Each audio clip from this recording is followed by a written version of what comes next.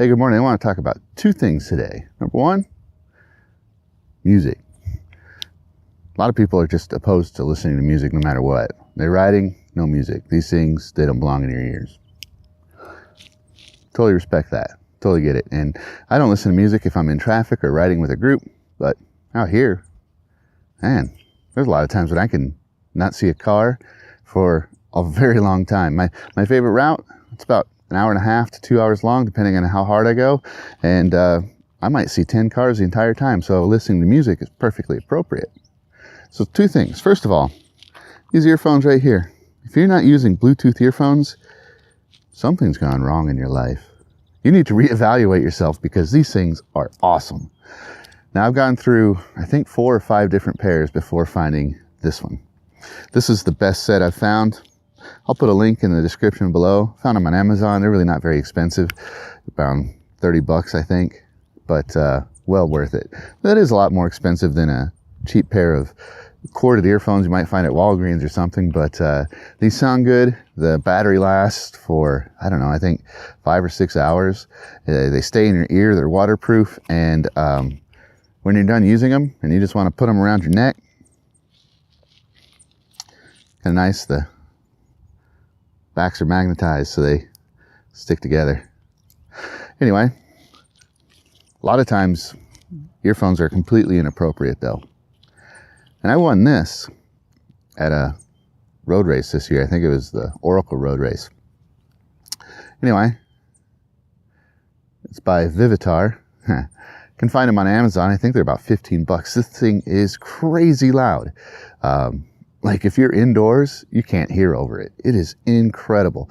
I'll show you how loud it is here in just a second. And it's light. Just a little over 4 ounces. Not that it really matters because you wouldn't be using it during a race. And that's about how big it is. So anyway, this thing you could listen to in traffic, whatever. Throw it in your back pocket and man, you can be jamming, no problems. Anyway, hope those are helpful. So quick update on my situation. Not back on the bike yet. Not even on the trainer. And well, you know how recovery goes. Sometimes it's 1 step forward and 2 steps back. And in some ways, that's what happened with me this past week. But in other ways, I had some big breakthroughs. So last week, I had started doing some weightlifting, and I pulled the plug on that. I'm just not physically ready for it yet. I was a little more active than maybe I should have been this past week and started having some returning of those of dizziness and confusion and all that kind of stuff. So just tone it back a little bit. So I'm doing body weight exercises like squats, lunges, push-ups, planks, pull-ups. Well, my push-ups are like sets of 5, or if I'm feeling good, maybe 10, and pull-ups are 1 or 2, but you know, it's a start. And walking, doing some intervals of walking and running every other day, and feeling pretty good about that.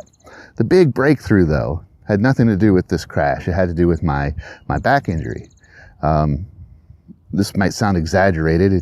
It might paint a picture that's not quite accurate, but after my surgery, I had to learn how to walk again. I mean, I could walk before the surgery and I could walk immediately after the surgery, but not very efficiently. My wife, who's about, I don't know, 5 feet tall, when we go walking together, ever since the surgery, she has to wait for me. I'm just really slow walking, slow of foot. But some efficiency has been regained this last week. It's just like all of a sudden I'm walking like I used to, and having to slow down and wait for her. So that's kind of a cool thing. Something I never thought would happen. I thought I'd always have kind of an old man shuffle. So I'm really happy about that. Anyway, a couple of you guys have reached out to me and said that you too are suffering from crashes and injuries. So just chin up, make the most of what you got today. That's all you got. That's all you can do. So anyway, till next week, thanks for watching. Here's what we're going to listen to. How the West Is Won.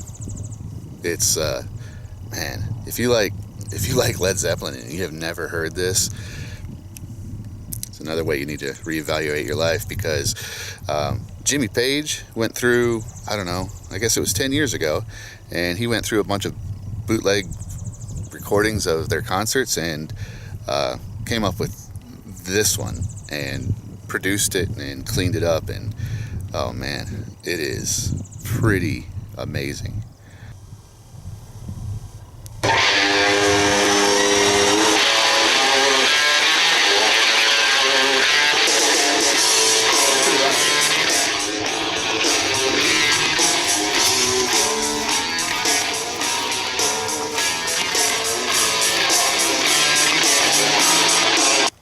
So anyway, there you have it. I would highly recommend this. I think I saw them on eBay or on Amazon for like $14. Thanks for watching.